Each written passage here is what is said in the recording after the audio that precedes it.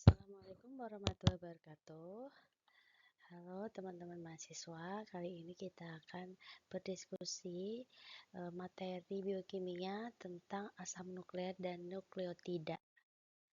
Jadi yang pertama di sini sebelum masuk ke nukleotida, ini adalah gambaran anatomi pada sebuah sel di mana di sini adalah terdiri ada sebuah nukleus yang dimana di situ terdapat sebuah asam nukleat yang merupakan makromolekul yang mengandung semua informasi dalam aktivitas dan reproduksi sel, di mana asam nukleat ini dia berperan menyimpan informasi genetik, proses replikasi, dan transkripsi.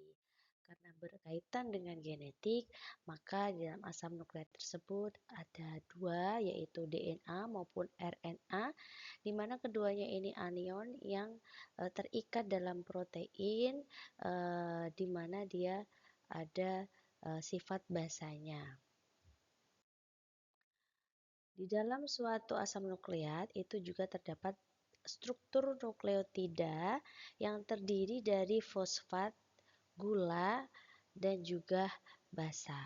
Di dalam basa nukleotida itu terdiri dari dua, purin dan pirimidin. Purin diturunkan ada adenin disimbolkan dengan A dan guanin disimbolkan dengan D. Sedangkan pirimidin turunkan menjadi dua, ada sitosin disimbolkan dengan C, timin disimbolkan dengan T, dan urasil disimbolkan dengan U. Struktur DNA dan RNA yang kita tahu karena memang terdiri dari tiga sifat tadi, ada basa, gula, dan fosfatnya. Untuk gula, kita merujuk kepada gula yang ada di dalam RNA, dia merupakan yang kita amati adalah pada C yang sebelah sini dia mengikat gugus OH. Kemudian oleh karena itu di dalam nukleotida ini disebut sebagai asam ribonukleat. Kemudian sedangkan pada gula yang mengikat atom H pada C nomor 2 di sini, maka dia disebut sebagai deoksiribonukleat atau disebut sebagai DNA. Perbedaan struktur nukleotida itu juga ada diturunkan lagi menjadi nukleosida. Nah, gabungan antara gula, fosfat, dan basa itu menjadi sebuah unsur namanya nukleotida. Basa baik purin maupun pirimidin. Tetapi apabila suatu nukleotida tersebut dia tidak ada gula, tidak ada unsur gulanya, hanya terdiri dari basa dan juga fosfat, maka senyawa tersebut disebut sebagai nukleosida. Nah, ini adalah gambar di mana nukleotida itu terdiri dari fosfat, gula, dan basa. Ini adalah struktur dari fosfatnya, dan ini gula pentosanya, dan ini adalah basanya, di mana ini adalah basa purin. Kemudian karena gulanya tidak terhidrolisis dan memang tidak terikat pada suatu nukleotida, maka namanya nukleosida.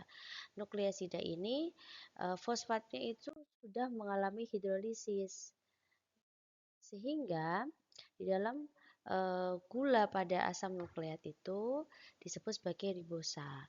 Ribosa atau ikatan yang terbentuk adalah beta defuranosa, disebut sebagai gula pentosa. Jumlah C-nya ada 5. Ini adalah gambaran bahwa di dalam gula pentosa itu pada H aksen di sini dia akan terikat dengan basa, namanya ikatan beta. Kemudian kita beranjak ke basa nitrogen. Basa nitrogen ini basa yang berikatan dengan ikatan beta, terikat pada atom C nomor 1 pada gula ribosa atau deoksiribosa. Kalau di dalam pirimidin, basa berupa pirimidin, maka gula ribosanya akan berikatan pada N1 dari struktur cincinnya. N nomor 1, C pada nomor 1. Kemudian pada purin maka gula ribosa pada atom N nomor 9 dari struktur cincinnya. Ini adalah bentuk basa nitrogen yang terdapat di dalam DNA maupun RNA, yaitu purin dan pirimidin. Basa-basa di dalam asam nukleat di dalam pirimidin diturunkan lagi menjadi 3, yaitu sitosin, timin, dan urasil. Untuk timin ini adanya di DNA dan urasil ada di RNA. Sedangkan pada basa purin diturunkan juga menjadi adenin dan guanin. Nah, ini adalah basa nitrogen tadi, bahwa timin itu miliknya RNA, sedangkan urasil miliknya DNA. Dalam basa-basa nukleotida, mereka itu memiliki pasangan, di mana adenin akan berpasangan dengan tiamin atau urasil, kemudian guanin akan berpasangan dengan sitosin. Kedua pasangan ini dia membentuk suatu namanya pasangan yang komplementer. Kemudian nukleotida satu dengan nukleotida lainnya, jika dia saling berikatan membentuk suatu ikatan yang panjang, akan membentuk namanya polinukleotida. Baik dari DNA maupun RNA, polinukleotida ini dia mengandung nukleotida yang berulang. Dia membentuk suatu ikatan panjang. Ikatan panjangnya ini dia dihubungkan dengan namanya ikatan fosfodiester. Nah, ini di dalam nukleotida tadi ini, ikatan fosfodiesternya itu terletak pada posisi 3C dari satu nukleotida dan posisi 5C dari nukleotida sambungannya. Di tautan ini atau ikatan ini itu berlanjut terus-menerus karena dia suatu namanya polimer, hingga membentuk suatu molekul yang raksasa. Ini adalah gambaran jika rantainya itu tunggal, maka dia disebut dengan asam ribonukleat atau RNA. Jika dia ikatannya ganda pada gambar di sini, maka dia disebut sebagai asam deoksiribonukleat atau DNA. Nah, DNA ini merupakan molekul rangkap di mana dua rantai polinukleotida saling bertautan satu sama lain membentuk pasangan basa tertentu. Berikut gambar dari DNA. Dia adalah terdiri dari dua double helix yang fosfat, kemudian basanya dia C nomor 2 mengikat H, maka dia disebut sebagai deoksiribonukleat. Nah, ini adalah struktur DNA. Ada yang DNA ini, nah dia terdiri dari berbagai ikatan. Nah, ikatan-ikatan yang terbentuk antara timin dengan adenin atau sitosin dengan guanin itu membentuk suatu ikatan namanya ikatan hidrogen. Jadi, kalau antar basa dia ikatan hidrogen, tetapi kalau antar nukleotida ikatannya ikatan fosfodiester. Berikut adalah gambaran suatu nukleotida berikatan satu dengan lainnya, yang dia berikatan membentuk suatu rantai panjang. Di dalam nukleotida terdapat beberapa penamaan yang basa, ada nukleosida dan nukleotida, kemudian ada adenin, guanin, sitosin, timin, dan urasil. Nah, di dalam RNA, basa nukleotida itu terdiri dari A, G, U, dan S, di mana di sini itu banyak ditemukan dalam inti sel dan sitoplasma sel. Kemudian di dalam RNA itu diturunkan lagi menjadi 3 jenisnya, yaitu RNA transfer, kemudian RNA ribosom, dan RNA kurir. Jadi ketiga RNA ini dia berperan dalam pengiriman informasi genetik dari DNA ke dalam protein. Ini struktur RNA, dia tunggal, tidak double helix, maka dia disebut sebagai ribonukleotida.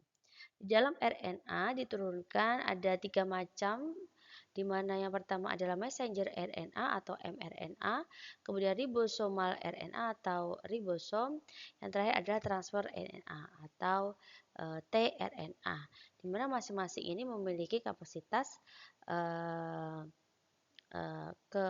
kapasitas ke dalam job disknya masing-masing. Untuk mRNA dia ini sebagai menginformasikan struktur ini, deretan amino ini sudah sesuai dengan DNA asal atau tidak. Kemudian ribosom ini dia yang membangun ribosom dengan protein, dan yang tRNA adalah tentang transfer, jadi dia membantu asam amino ribosom itu untuk transfer ke protein.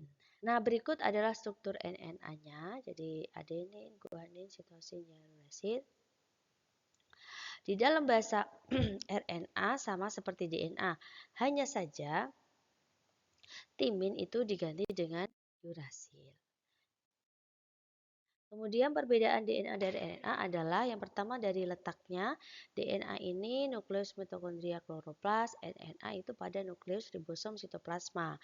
Yang selanjutnya rantainya untuk DNA ini adalah ganda dan panjang, RNA tunggal dan pendek. Kemudian fungsinya DNA hereditas, sintesis protein, RNA adalah sintesis dan protein saja. Dan gula pentosa DNA yang terbentuk pada ikatan 2-deoksiribosa, dan RNA namanya adalah ribosa. Basa nitrogen yang digunakan dalam DNA adalah A berpasangan dengan T dan G berpasangan dengan C. Kemudian pada RNA A berpasangan dengan U dan G berpasangan dengan C dikenal dengan basa urasil. Jadi kadarnya ini untuk DNA itu tetap, tetapi untuk RNA itu berubah-ubah. Kemudian jenis DNA-nya itu berubah-ubah, tetapi RNA-nya jenis untuk DNA itu berupa DNA saja, tidak ada turunan, tetapi RNA ini dia diturunkan menjadi 3, mRNA, rRNA, dan tRNA. Kemudian di dalam mekanisme interaksi obat dengan DNA RNA ini akan terjadi suatu beberapa tahapan ikatan. Yang pertama suatu proses pengikatan secara kovalen DNA maupun RNA. Yang kedua, secara pengikatan dengan kovalen, kemudian terjadi ikatan yang non kovalen yaitu dengan DNA, dan setelah itu terjadi interkalasi, di mana interkalasi ini reaksi yang terjadi ketika obat berinteraksi dengan obat lain, makanan, minuman, atau suplemen. Jadi interkalasi itu memang kemungkinan bisa terjadi pada suatu mekanisme obat. Kemudian setelah itu terjadi pengikatan RNA ke ikatan double helix atau DNA, dan yang terakhir pengikatan eksternal dari ligan ke DNA.